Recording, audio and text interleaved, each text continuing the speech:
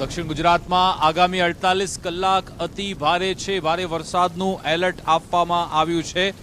તેવામાં પરિસ્થિતિને પહોંચી વળવા સુરતમાં સેનાની ટુકડી તૈનાત થઈ। અમદાવાદ વડોદરાની સંયુક્ત સેનાની ટુકડી સુરતમાં મૂકવામાં આવી। એક સાથે 70 થી 75 જવાનોની ટીમ સાધન સામગ્રી સાથે તૈનાત છે। લિંબાયત ગોળાદરા ખાતે આ સેનાની ટુકડી સ્ટેન્ડ બાય મૂકવામાં આવી। રાહત બચાવ કામગીરી માટે આપણા સેનાના જવાનો સંપૂર્ણપણે સજ્જ છે। જરૂરિયાત મુજબ પ્રભાવિત વિસ્તારોમાં જવાનોને મોકલવામાં આવશે।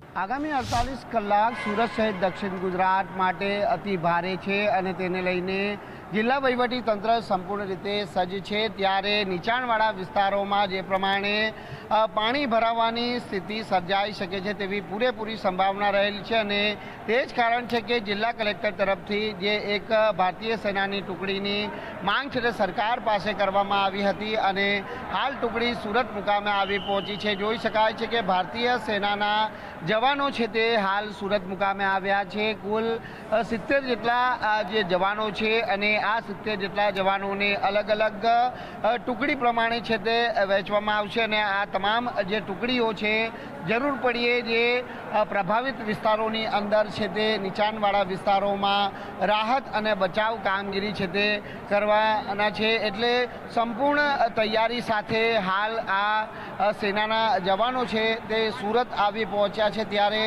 કઈ રીતની કામગીરી રહેશે તે આપણે જાણવાનો પ્રયત્ન કરીશું। ફાયર વિભાગના અધિકારી આપણી જોડે મોજૂદ છે। જી, આપનું નામ? મારું નામ Falgun Kumar Gadhvi, divisional fire officer Athwa zone. તો શું કહેશો, ભારતીય સેનાની ટીમ સુરત આવી પહોંચી છે, કઈ રીતની કામગીરી કરવામાં આવશે અને શું જવાબદારી સોંપવામાં આવશે? ડિઝાસ્ટરને ધ્યાને રાખીને તે કલેક્ટર દ્વારા જે કંઈ ટીમોને બોલાવવામાં આવેલી છે એમાં આર્મીની ટીમ આવેલી છે અને અત્યારે રાણી લક્ષ્મીબાઈ કમ્યુનિટી હોલ લિંબાયત ખાતે અત્યારે સ્ટેન્ડ બાય રાખેલી છે। In case of any emergency ક્યાંય પણ જરૂર પડશે તો આપણે એને ફાળવવાની કામગીરી કરશું। કેટલા જવાનો છે? 75 આસપાસ જવાનો આવેલા છે। ખાસ કરીને કઈ કઈ સામગ્રી હશે અને જે રેસ્ક્યુ માટેની? એ રેસ્ક્યુ માટેની બધી જ સામગ્રી 99% બધી જ લઈને જ આવેલા છે। એમની પાસે ક્રેન છે, ચેનસો મશીન છે કે પછી બોટો છે, બધું જ એમની પાસે છે। બિલકુલ, જે પ્રમાણે આપણે સાંભળ્યું કે તમામ જે ઇક્વિપમેન્ટ સાથે સજ્જ થઈ અને સેના છે તે હાલ સુરત મુકામે આવી પહોંચી છે અને જે સેનાના જવાનો હવે આ તમામ જે જરૂર પડીએ પ્રભાવિત વિસ્તારોની અંદર રાહત અને બચાવ કામગીરી છે તે કરવાની છે। કેમેરામેન દેવાંગ રાણા સાથે રાકેશ બ્રહ્મભટ્ટ, ગુજરાત ફર્સ્ટ, સુરત।